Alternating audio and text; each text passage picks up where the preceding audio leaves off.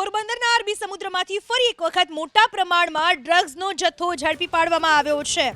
Gujarat ATS, coast guard અને એનસીબીએ સંયુક્ત operation પાર પાડી પોરબંદરથી 350 કિલોમીટર દૂર જળસીમામાંથી 480 કરોડનો ડ્રગ્સનો જથ્થો ઝડપી પાડ્યો છે।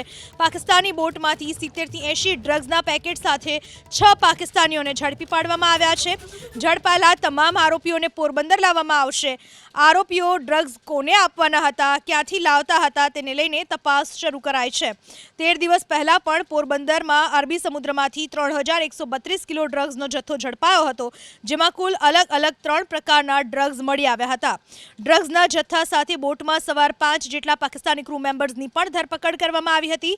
છેલ્લા 3 વર્ષમાં આઈસીજી, ગુજરાત એટીએસ અને એનસીબી સાથે સંયુક્ત રીતે ઓપરેશન પાર પાડીને 3135 કરોડનું નાર્કોટિક્સ જપ્ત કર્યું છે। ડ્રગ્સના આકાઓ કોણ તેને લઈને પણ તપાસ શરૂ કરી દેવામાં આવી છે। પોરબંદરના અરબી સમુદ્રમાંથી વધુ એક વખત કરોડોનું ડ્રગ્સ ઝડપાયું છે। આ પહેલા પણ પોરબંદરના દરિયા કિનારેથી અરબી સમુદ્રમાંથી આ પ્રકારે ડ્રગ્સનો જથ્થો મળી આવ્યો હતો। ગુજરાત એટીએસ, કોસ્ટગાર્ડ અને એનસીબીએ સંયુક્ત રીતે ઓપરેશન પાર પાડ્યું। પોરબંદરથી 350 કિલોમીટર દૂર જળસીમામાંથી 480 કરોડનો ડ્રગ્સનો જથ્થો ઝડપી પાડવામાં આવ્યો છે અને જે બોટ હતી એ પાકિસ્તાની બોટ હોવાનું માલુમ પડ્યું છે અને આ પાકિસ્તાની બોટમાંથી 70 થી 80 ડ્રગ્સના પેકેટ મળી આવ્યા છે। સાથે જ પાકિસ્તાની બોટમાંથી 6 પાકિસ્તાનીઓને પણ ઝડપી પાડવામાં આવ્યા છે, જે 70 થી 80 ડ્રગ્સના પેકેટ લઈને આવ્યા હતા। ઝડપાયેલા તમામ આરોપીઓને અત્યારે પોરબંદર લાવવામાં આવશે। આરોપીઓ ડ્રગ્સ કોને આપવાના હતા, ગુજરાતમાં કોને ડિલિવરી કરવાના હતા તેને લઈને તપાસ શરૂ કરવામાં આવી છે। 13 દિવસ પહેલા પણ આ જ રીતે અરબી સમુદ્રમાંથી 3132 કિલો ડ્રગ્સનો જથ્થો ઝડપાઈ ચૂક્યો હતો। સ્મગલર્સના કાર્ટેલ છે એ ઘણી વખતે દરિયામાર્ગનો ઉપયોગ કરીને ભારતમાં ડ્રગ્સનો જથ્થો પહોંચાડવાની કોશિશ કરે છે।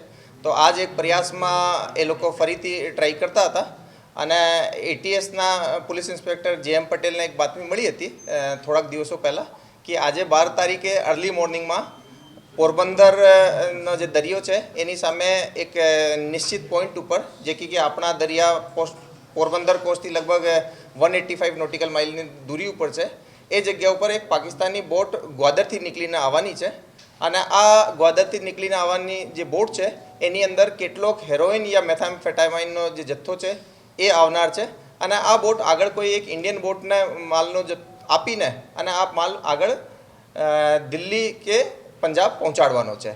તો આ જ્યારે બાતમી જેએમ પટેલને મળી તો એ એટીએસના સિનિયર અધિકારીઓ જોડે શેર કરી। એ બાતમીના આધારે અમારે અહીંયાથી એનસીબી ઓપરેશન્સ દિલ્હીની જે ટીમ છે એને પણ સંપર્ક કરવામાં આવેલો, ઇન્ડિયન કોસ્ટગાર્ડની ટીમને સંપર્ક કરવામાં આવેલો। એટીએસ તરફથી inspector PB Desai, inspector VN Vaghela, sub inspector Gujar, sub inspector AD Parmar અને સબ ઇન્સ્પેક્ટર મનીષ, એ બધાની એક ટીમ બનાવવામાં આવેલી। એનસીબી દિલ્હીથી પણ ટીમ જે આવેલી એ પણ પોરબંદર પહોંચી।